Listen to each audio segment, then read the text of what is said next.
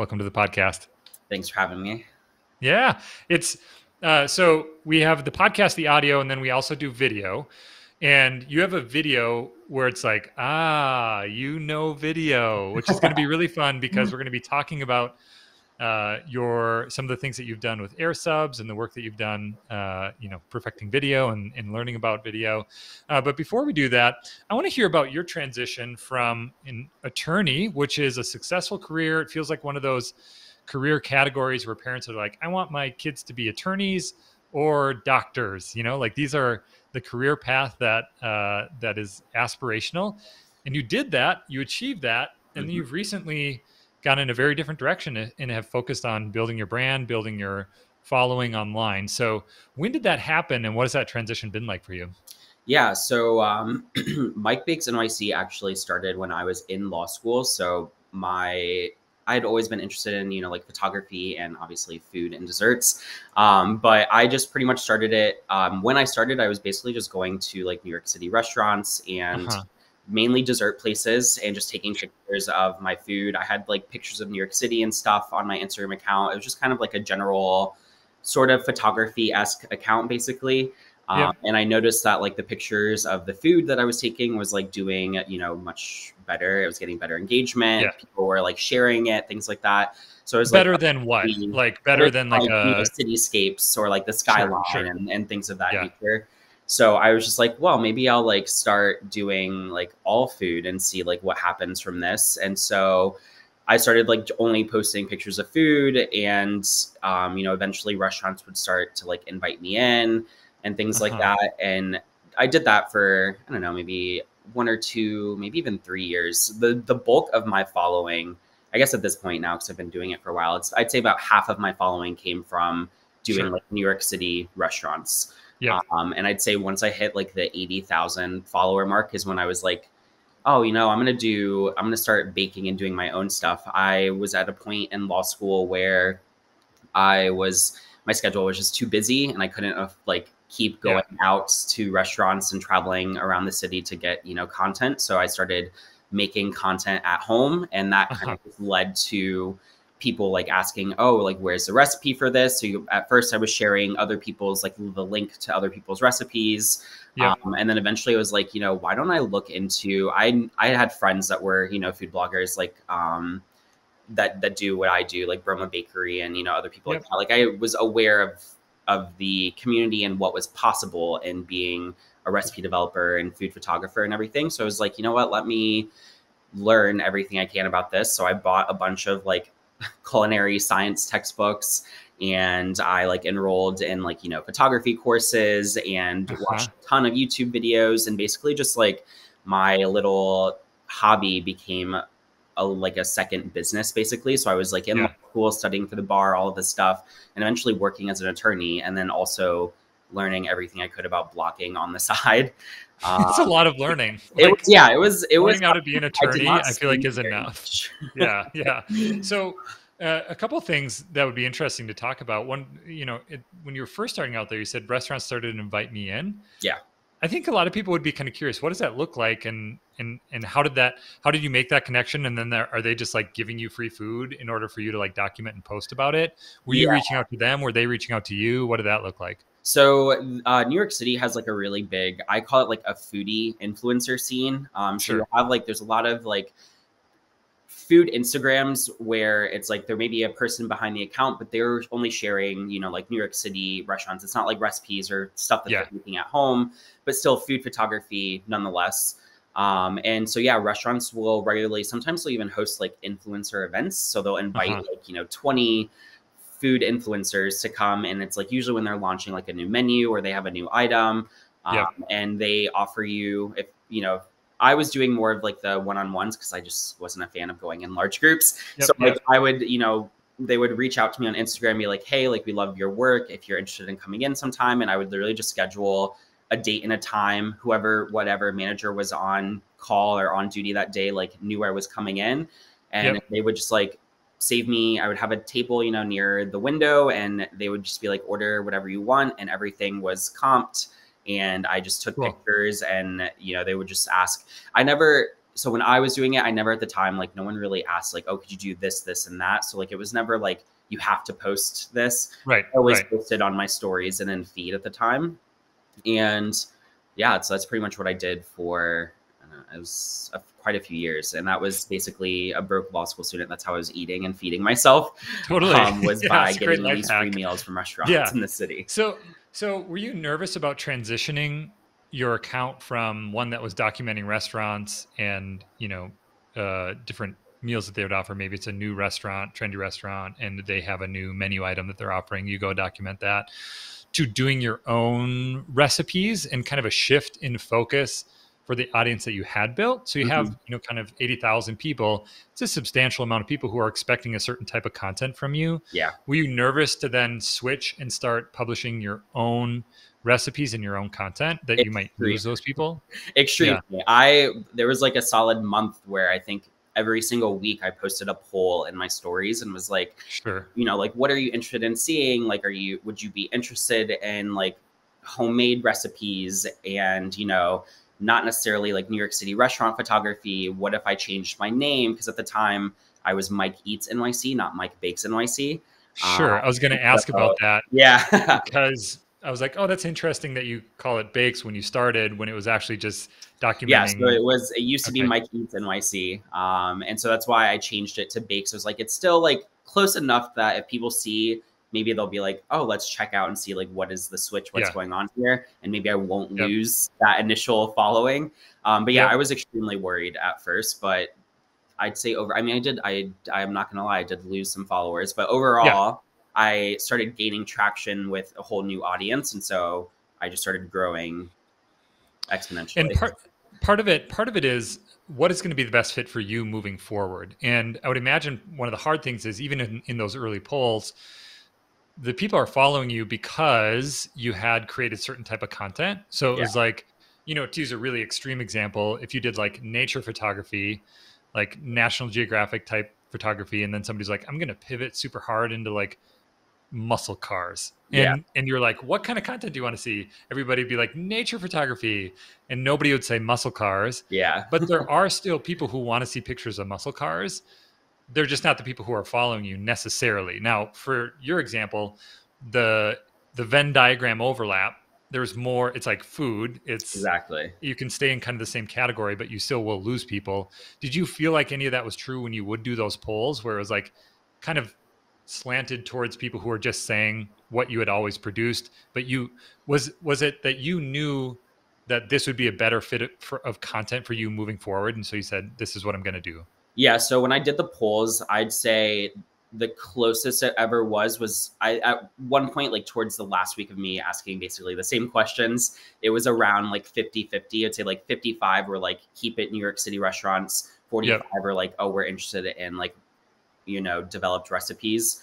But like in thinking about it, I knew that there would be more of an opportunity for me, I guess, if I did the, went the homemade recipe and learned how to develop things and, went that route. Just because at the end of the day, when I was doing this Instagram as like a hobby, not as like a business, I was doing it more so for the photography aspect. Like the food photography is what is interesting to me. Not to say I don't like developing recipes, I do, but I'm just way more interested in the food photography side of things. Yeah. So I knew that there would be opportunities down the line if I had developed those skills and was able to like, build out that skill set more so than if I were to just continue doing New York City restaurant photography. Yeah. Like what, when you think of the opportunities, what would those be? So I knew, like I mentioned earlier, my friend Sarah from Broma Bakery, I knew about, sponsored opportunities and things like that. And so I was like, oh, maybe, one day if I, learn this skill set, maybe I will have brands reaching out to me that'll want to pay me. Cause obviously I had a lot of like restaurants and stuff coming out, but for the most part, I wasn't really making money despite my large following. Like I think I did maybe 2 sponsored posts with like Seamless and Grubhub, and, in partnership with another restaurant. But outside of that, like I wasn't really making money. So it truly was just like a hobby or passion project. And I knew for the amount of time that I was putting into it, I was like, oh, it'd be nice if I could like make, you know, a little bit of extra money and Yep. use that for, I don't know, food or whatever I decide Yes. to use it for. Yeah, totally. So, So at what point in making that decision to switch did you realize like, oh, I can actually create an income from this? Like, was there a point where you're like, I'm glad I made the switch because now these opportunities are starting to come about? ooh, so I think there was a point where I had that like thought, but it was like honestly maybe a solid like 9 or 10 months after I made the switch that I was Yeah. like, oh, okay, like this is actually like this was a good idea because I was very slow in making my transition to being like to doing only my content essentially. Yep. I'd say I launched my website in May of 2018.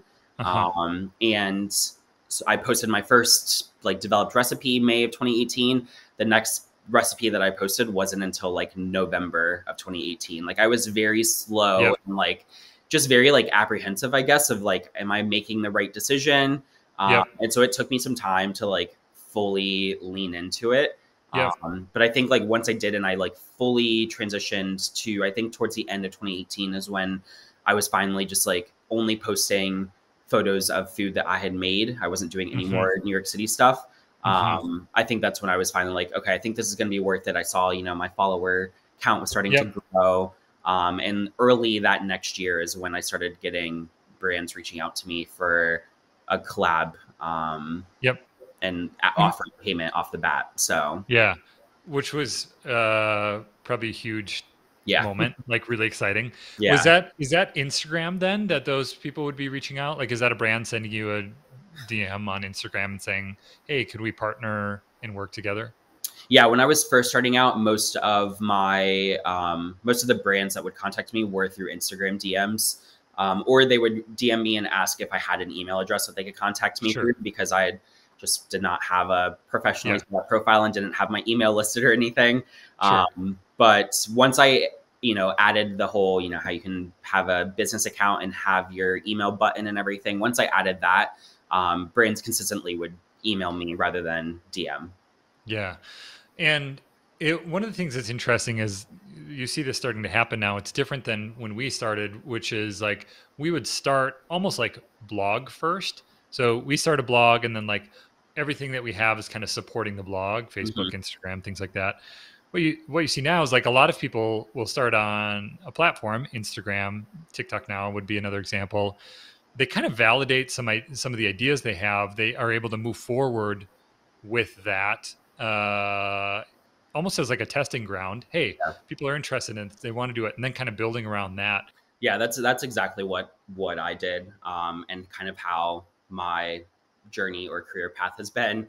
Was Instagram was basically where the bulk of my following was at the time, and I was like, you know, maybe I should, you know, expand and get other platforms and my own blog and have my own space. And it's I think for me at least on on my end, it's almost felt like I've been trying to play like catch up Yeah. on like the blog end because like I already had this Uh-huh. significantly large following by the time I launched my blog. Yep. And you know, it was just trying to like promote essentially and get the word out there that hey, like I'm on other things now, like this is what I'm offering, you know, Yep. go check it out. And so and I guess like the all of the learning curve that is, you know, having your own self-hosted website.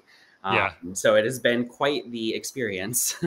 Do you feel like you've been able to kind of siphon off some of the success you've had with Instagram to the blog, or have those been pretty separate? Like, obviously, the content can be used in multiple places, Yeah. but can the audience transition over? Have you found success in getting people on Instagram to go to your site, or is it kind of like you're building this thing in one town and then you're building another thing in another town, and people aren't going to go if unless they're check it out unless they're from the town that you're building the thing in? So it feels like a little bit of both, honestly. I would say when I first started my blog and, you know, had a total of like 5 recipes. My, you know, web traffic was all coming from social media. It was either, you know, Pinterest or Instagram. Uh-huh. And just from me sharing, you know, swipe up links and Yep. posting in feed and putting, you know, the link is in my bio, and all Yep. that stuff. And so primarily when I was first starting out, I'd say honestly almost up for the first year of me starting out. Uh-huh. So I also started off on Squarespace. So like SEO is not Yep. like a really big thing. I didn't really know anything about it.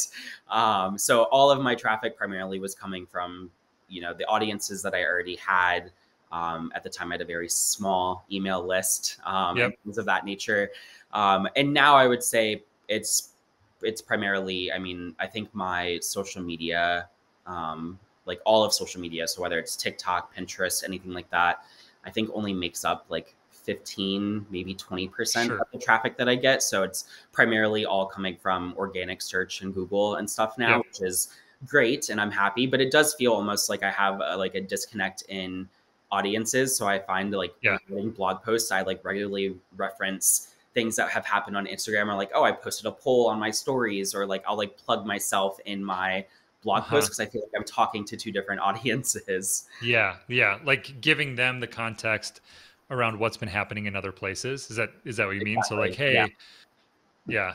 And it's also, I feel like, you know, as content creators, one of the skills that you need to develop, which it sounds like you're doing, is like the ability to say, hey, I'm going to create content unique for this platform, but I'm also going to mention, you know, while writing a blog post, Instagram, but not in a way where it's like you have to go to Instagram in order to receive any benefit. And in the Yeah. same way, on Instagram, not saying like, hey, you have to go to the blog to get any of the benefit, but finding that right mix of like, hey, this thing's over here, you can check it out, and you probably should, but to not cut off all of the value in Yeah. any place.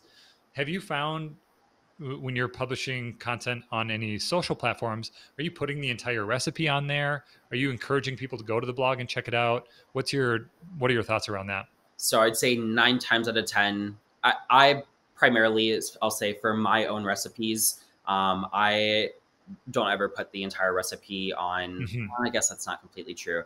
I'd say 98% of the time, I'm not putting the full recipe on like Instagram or TikTok or anything. Yep. I will just like, I do a lot of like behind the scenes, like step-by-step videos of me making recipes. So I will Sure. post, you know, like an edited video of me making the recipe start to finish. And then at the end, I'll do a swipe up link to the full recipe, the blog post. There are some, I think there are a total of maybe 3 or 4 recipes that only live on Instagram. Yep. And it's either they were like adapted from a friend from a cookbook, or it was a sponsored post that I did with a brand Sure. where Sure. it was only for Instagram or to live on Yep. stories and not to go on the blog. So that's just where the recipe lives. Yeah. So I primarily I do try to encourage people from Instagram Yep. to go to the blog to get the full recipe. Cool. And at what point did you go full time? When was that? It With your was March 2020. Okay. Wow. Yeah. Was that like in New York too? Yes.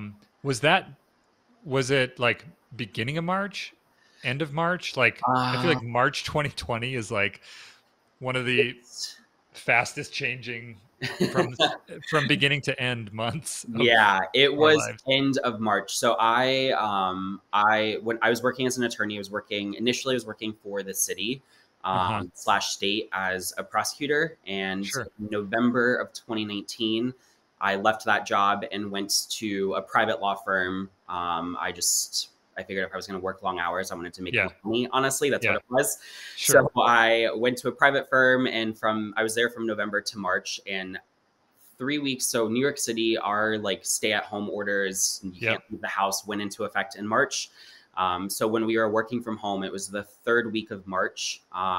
The managing partner of the law firm I was at sent out an email to all of us and was like, Yep. basically it said that one of the attorneys that was that was in charge of like the finance for the firm had been stealing money from the firm for years, like 20 plus No. years. And so the No. combination of this attorney stealing money Oh and my gosh. COVID and everything, Yeah. they just couldn't afford to keep operating. So the firm Yep. itself actually filed for bankruptcy, and they were like, you Oh guys my are out of a gosh. job in a week and a half. Wow.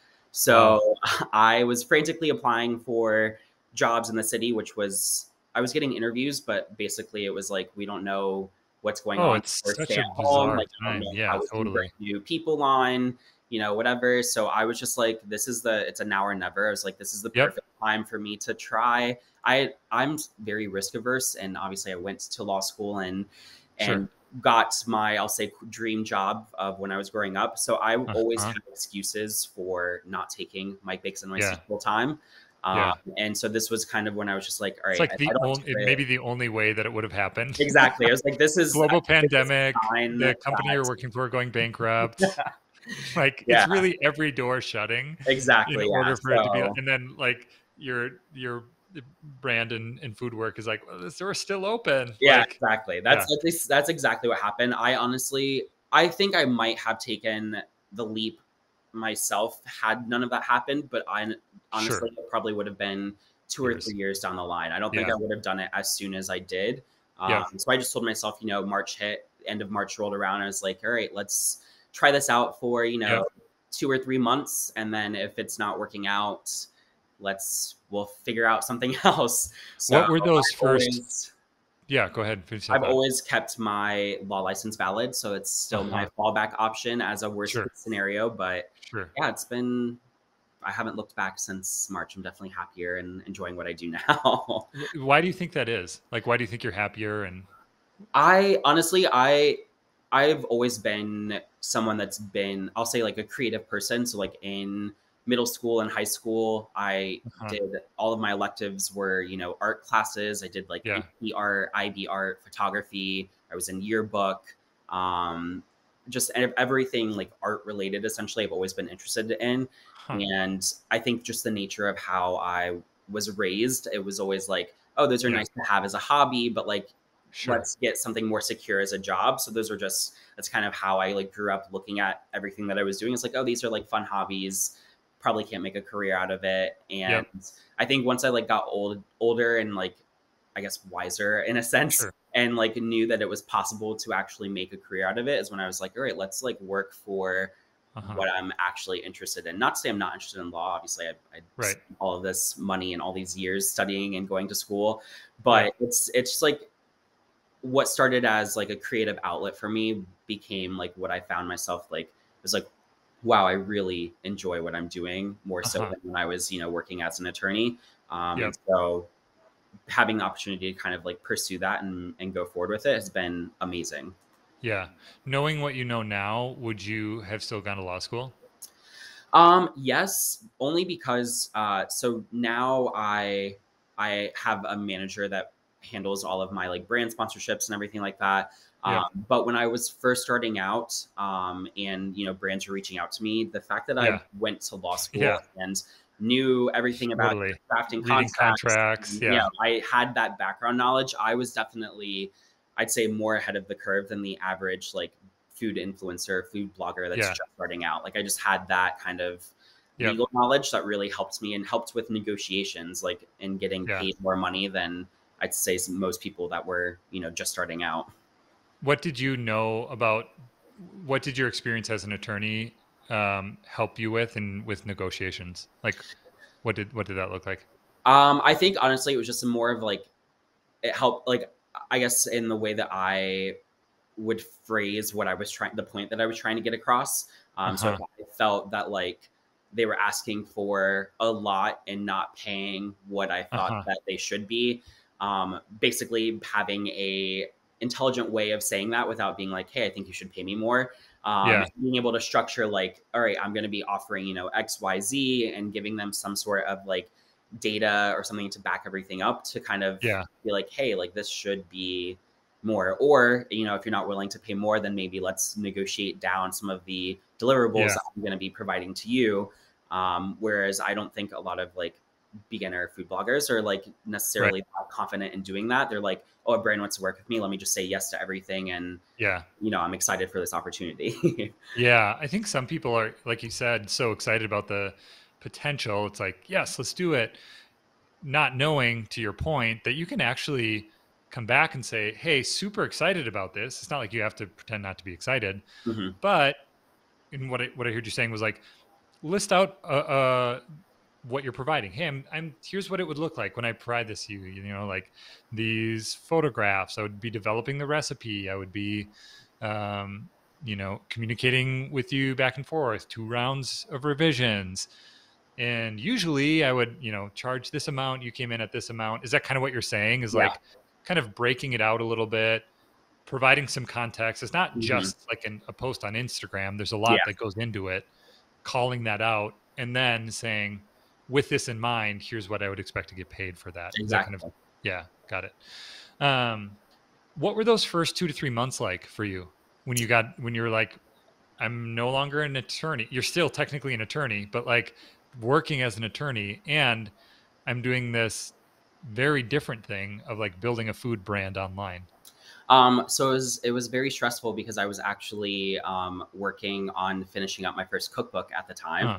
My first cookbook was completely written and photographed while I was still working as an attorney. So the month of Wow. March, the end of March was actually into April is when all of my photos were due. I'd sent the manuscript off at the end of February. So Huh. I was like working as an attorney, working from home, and then like in between like Zoom calls, I would be in the kitchen, like preparing something for me to photograph after the Zoom call. Oh my So it gosh. was like a lot of like back and forth, a balancing act. It was Yeah. crazy. I didn't sleep much. Yeah. And then obviously, you know, the stay-at-home orders hit and people went crazy. So like there was a whole ingredient Yeah. shortage. So like I luckily was, you know, kind of stocked Wow. up because I was working on a cookbook, but Sure. I had to like plan out in my head, like, all right, this is what I need to get these cookbook photos done, and then like this is how much, you know, flour or sugar I have left for any Yeah. sort of like recipe testing and new recipes. So that's when I started doing like small batch desserts and things like that. And so for the month of Uh, like March and uh-huh. April, everything that I put out was small batch recipes because I figured if I had trouble Yeah. getting flour, maybe everyone Totally. else was in the same boat. Interesting. So Yeah. it was definitely an interesting time Yeah. for the first like 2 months. I'd say it wasn't until like summertime. So I'd say end of March is when I went full time. I'd say like June, July is when I like finally got into the groove of like waking up and like, all right, this is Uh-huh. what I'm doing today. Yep. And you know, kind of getting some sort of schedule figured out. Yeah. What does that look like? Like at a high level, what is your day-to-day, week-to-week schedule? So it is constantly changing. I don't know if it's I haven't found what works for me or if I just like find something that works and then get bored with it. Sure. When I initially started out, I was doing kind of like an hourly type thing. So like I would wake up, I would do computer, like check on emails and, you know, anything I might have missed, catch up on social media, reply to comments for like the first hour of the day essentially. Uh-huh. And then I would go straight to the kitchen and do any recipe testing that I had, or preparing if I was doing a shoot that day, preparing whatever it was that I was planning on shooting. If I had a shoot, then you know, afternoon would be the shoot, and sometimes I would start editing. If there was no shoot, if I just recipe tested, then I would do like back end blog stuff, working on Sure. blog posts, things like that. And nighttime was I the one thing I've tried to hold on to is like not working all hours into the night because as you know, Yes. a food You blogger, had done that for yeah, years. as anyone that owns a business, you like Yeah. there's always something you could be doing. So it's Yeah, like yeah, yeah. it's hard to like, you know, separate, you give You're yourself never time done. where you're Yeah, not doing something. totally. But I have tried to hold on to like not working too late. I'm not going to say that's always what happens, Sure. but now I'd say I try to do like daily tasks. I break up what I'm doing for the week by days. So like I'll have one day where it's only computer stuff. Huh. One day where, you know, if I'm in the kitchen, I'm only in the kitchen for that day, whether it's like I'll do recipe testing and shoot days on the same days, but I try to Yep. keep computer work separate from creative work because I just find it's my brain processes it better and Yeah, I'm yeah. I go into shoots feeling better when I'm just like, oh, I've only been in the kitchen today. I haven't been staring at a computer screen. Yes. So I'd say now, and for the past, honestly, probably like the past 4 or 5 months, that's been my sort of schedule. Yep. And I would say it changes from week to week. So I don't always do like, not every Monday is a computer day. It just depends on like what I'm working on, if I have deadlines that are approaching, things like that. I basically have a calendar that has a bunch of sticky notes on it that are color coordinated with, this is what I'm doing for today. It's cool. If people that have OCD, it's their best friend, honestly. It's very, very neat and organized, but yeah, that's awesome.